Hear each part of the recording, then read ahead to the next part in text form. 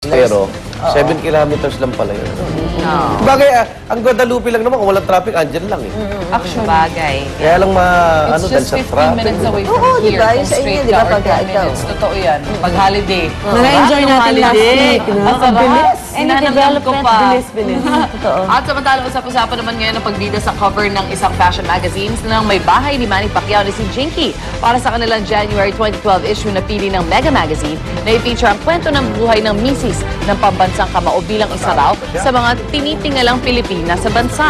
Dahil sa cover photo, nag-trending pa sa Twitter ang pangalan ni Jinky. May ilang pinuri ang kagandahan ni Jinky sa cover gaya ng isang Twitter user na ikinumpara pa ang ganda niya sa actress na si Christine Hermosa. Ibang-iba. Oo, hindi siya talaga makikilala. Ayun, look Yan. Wow. Balitang abroad naman po tayo. Sa forced fire ang patuloy na namiminsala sa ilang parte ng bansang Chile. Isang 75 taong gulang na lalaki ang nasawi, habang daan-daan naman ang kinailangang lumikas dahil sa tindi ng apoy. Natupok rin ang tinatayang 40 kabahayan dahil sa sunog. Patuloy pa rin inaapulan ng mga bombero ang sunog at maging ang mga firefighter mula sa karatig bansang Argentina ay tumulong na rin. Nagkagulo naman sa New York City sa Amerika matapos muling magsagawa ng protesta roon ang mga supporter ng Occupy Wall Street. Daan-daan ang sumali sa demonstrasyon para mabawi nila ang Lower Manhattan Park na naging sentro ng kanilang rally noon bago sila paalisin. Ikinagulat ito ng mga otoridad na sa mga panahong iyon, abala sa paghahanda para sa New Year's Eve ball drop sa Times Square. Sa kaguluhan, hinuli ang 68 protester at isa ang inakusahang inatake ang isang pulis. Samantala, sumugod naman sa Nagyayelong Lake, Ontario sa Toronto, Canada, may git-4 na raang tao upang ipagdiwang ang New Year doon. Tinatawag nila itong Polar Bear Plunge na nagsimula maging bahagi ng kanilang tradisyon noong 2006. Pero ngayong taon, bukod sa kasiyahan, ginawa raw nila ito para makalikom din ng pera para sa Habitat for Humanity Toronto chapter. At sa dami ng mga dumalo, inaasahan nilang makakalikom sila ng 40 to 50,000 Canadian dollars o mayigit 2 million pesos. Good morning sa mga taga-Habitat. Habitat. Abala sa Cagayan de Oro. No? Oo, para sa pagtatayo ng mga tent city nila doon. Yes. Imagine guys, ano lang naman yata? Ano na lang Isang naman yan? plunge lang talaga, pero ang lamig pa rin yun, di ba? Pagdating mo dun sa tubig, Wala na, no? manhid na yung buong mata. Actually, parang mainit na siya. Yung sa sobrang lamig, parang mainit na siya. talaga Parang onsen lang. So pag punta mo, alis ka agad. Oo, no? siyempre. Actually, after a while, masasanay na yung body mo dun sa ano. Ano nangyari? Mainit yung katawan mo sa lamig. Hindi nga pagpunta ko dyan eh. Alam mo na, may hot pa sila, oh. Wala naman nagtagal eh. Wala nagtagal. Fascinator. Ang mahirap yun yung pag nahanginan ka paglabas. Yung nasa loob, Parang parang pag nagtagal ka dyan, ano tawag doon sa ano? Yung, Buti hindi nakakatigil ng parang puso yun, ha? popsicle ka na. Hypothermia. Correct. Yun na nga, sabi ko baka Hypothermia. ma-hypothermia kayo Baka pag may nagtagal ka. mawala sa akin dyan. Hindi, yung ano ko, yung malay ko. Wala ka ng malay.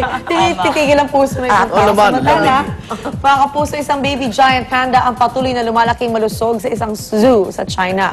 Wala pang pangalan ng babaeng panda cub na anak ng giant panda na si Yaya. Sa ngayon, nasa 7 kilo na ang binigat ng baby panda dahil sa pagpapakain sa kanya ng 4 hanggang 5 beses sa isang araw. Patuloy na nasa maternity ward ang baby panda kung saan 24 oras siyang minamonitor at kakailanganin pa raw nito ng panahon bago siya ipakita sa publiko. How cute! Maganda na siya talagang tignan. Talaga. Malupit. Malupit siya pag kinoyo. Ayan. Ayan, Oo, oh. diba? Ayun pa lang. Ayan, yan. Taas naman Ngayon ko pa lang, ano na, stubborn Stuffed na. toy na lang. Ayan, Oh, breastfeeding. Very Mommy. cute, pero mabangis. Yeah. Kaya nga Buti ba panda, mami niya? pandemonyo. Buti hindi nagulat yung Parang version binabasahan nito. ng nanay yung anak, no? Let's read. Yung alin yun? May nagugulat na panda, hindi niyo Ah, tama. Ay, sige, panoorin nga natin. Kumatching lang, nagulat din si baby. Gawin na natin papanoorin, Susi. Ayan, mamaya, marami tayong papanood. Oh, ito rin, cute na mabangis din ito. Umaga showbiz balita, Luandi. Hayop. Good morning po mga kapuso. Ito na po ang aking mga mainit na chika para sa inyo. Naghahain naman ng petisyon para sa divorce ang mag-asawang Katy Perry at Russell Brand. Sa isang statement, inihayag ni Russell na tatapusin na nga nila ni Katy ang kanilang kasal. Ngunit sinabi niyang magkaibigan pa rin silang dalawa. Matagal nang umuugong ang usap-usapang hiwalayan matapos ilang ulit na nakuhanan ng litrato ang dalawa na hindi suot ang kanilang mga wedding ring. At magkahiwalay din nilang ipinagdiwang ang Pasko. 1 taon at 3 buwan din pong nagsama ang pop singer at comedian bilang mag-asawa. At ayon sa mga report, nagkaroon ng malaking away sina Russell at Katie bago magpasko at ibinigay nilang rason para sa divorce ay irreconcilable differences. At kung sina Russell at Katie ay split na, aba, in love naman si Miami Heat star LeBron James. Officially engaged na po ang basketball superstar sa kanyang longtime girlfriend na si Savannah Brinson. Noong New Year's Eve, nag-propose si LeBron kay Savannah na kanyang high school sweetheart at mommy din ng dalawa niyang anak. Usap-usapan naman ang patuloy daw na pagsunod ni LeBron sa yapak ng kanyang idolong si Michael Jordan dahil Pasko rin na mag-propose ng kasal noon si Michael sa kanyang girlfriend. Girlfriend pa talaga niya. High school sweetheart. High school sweetheart. Ang sweet. 47 years old na pala yan? Oo. Ang laki siguro Lang, magiging no? first house nilang mag-asawa, di ba? Parang Magkasama sila, di ba? Kobe Bryant. Ang 20s lang pala siya. Nag-i-issue nga edad niya sa NBA. Masyado siyang bata. At saka uso daw ngayon sa NBA mga basketball stars. Di ba si Michael Jordan din nag-propose na sa Yes, kanya na oo. girlfriend. Nagsusunod-sunod na. Kadi-divorce lang. Ang tagal din nila mag-asawa. 17 years. At ang ganda ng kanyang girlfriend. Ang bata. Mas bata. Ang bata. Bata talaga. Hi, Kate. Huwag kang malungkot. Katy Perry. Marami dyan. Bagong Ah, taon, bagong buhay. Yan ang motto ng marami sa atin. At umaasa tayo para sa isang masagana at maswerteng bagong taon. Kaya naman po ngayon 2012 at ngayon papasok tayo sa Year of the Dragon. Marami ho ang naghahanap ng mga pampaswerte. eto na, ibibida namin ng Lucky Charms ang Binondo. Ihatid sa atin yan ni na Monica at Art. Good morning, guys! Morning! Happy New Year. Hi guys! Good morning! Good morning po mga kapatid. Pagdating talaga sa mga Dear. pampaswerte at pampabuenas tayo mga Pinoy.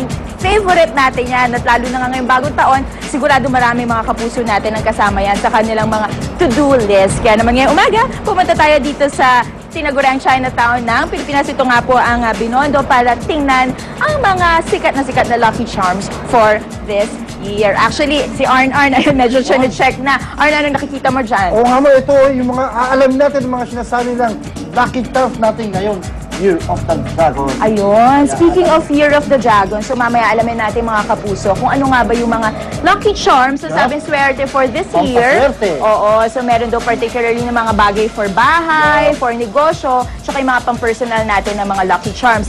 Plus yung mga signs daw na hindi masyadong swerte for this year. Thank God ako kanina nalaman ko, hindi naman pala malas ang rabbit this year. Ayan, naalamin natin kung ano ba yung mga pampakontra sa mga... Kontramalas. Oo, kontramalas. Ayan, o. Arn.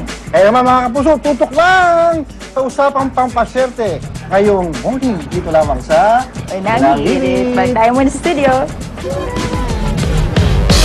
Okay, para sa walang kasisayang umaga, tambay lang sa inyong paboritong morning barkadahan. Ito ang Unang Hirit! Ang saya-saya sa unang hirit, unang hirit, unang hirit. Mangungulat ka. Unang hirit, unang-una ka. Balitang dapat na malaman, impormasyong may pakinabang. Gaganda ang inyong umaga kasama ang Unang Hirit at Derm Clinic, the true skin and hair clinic. Talaga? Yeah! Have a twisted good time with Goya Pretzel Twists. Sa akin, Goya Twist or Real Pretzel. Enjoy life, enjoy Goya! Ordinary shampoos can't fight hair fall. Hair fall can be